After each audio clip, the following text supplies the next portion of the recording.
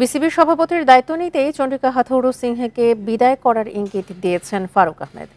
টাইগারদের নতুন coaching panel কেমন হবে স্পষ্ট ধারণা না দিলেও দেশি কোচদের প্রাধান্য দেওয়ার পক্ষে নতুন সভাপতি।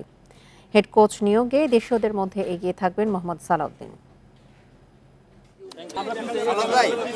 প্রথম দফায় চন্ডিকা হাথুরু সিংয়ে আসার পর প্রধান নির্বাচকের পদ থেকে সরে দাঁড়িয়েছিলেন ফারুক আহমেদ। এবার বিসিবি সভাপতি হয়ে নতুন অধ্যায়ের শুরু। প্রথম সংবাদ সম্মেলনে পরিষ্কার জানালেন জাতীয় দলের দায়িত্বে হাথুরুকে চান না তিনি।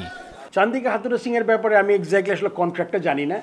আমি কিন্তু আগের স্ট্যান্ডেই আছি যে আমার মনে হয় যে যেটা আমি বলেছি ওইটা আমি কিন্তু বের হয়ে যায় না। বাট এখন যেমন আমার অফিসিয়ালি কিছু জিনিস দেখতে হবে যে মানে কেমনে কী করা দরকার, তার চেয়ে বেটার কাউকে পাইলাম কি না, বা তার কাছাকাছি কারো ছোটো কাউকে পেলাম না যে আমাদের জন্য বেটার সার্ভিস করতে পারবে।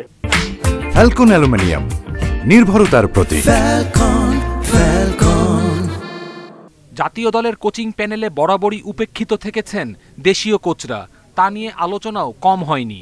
তবে ফারুকের অধীনে সেই অপেক্ষার অবসান ঘটতে চলেছে।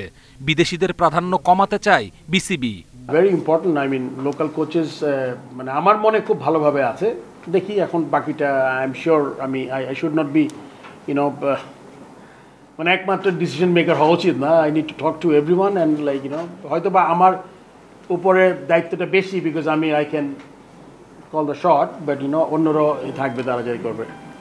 কোচ নিয়োগে দেশিদের অগ্রাধিকার দেয়া হলে এগিয়ে থাকবেন ফ্র্যাঞ্চাইজি ক্রিকেটের সফলতম কোচ মোহাম্মদ সালাউদ্দিন।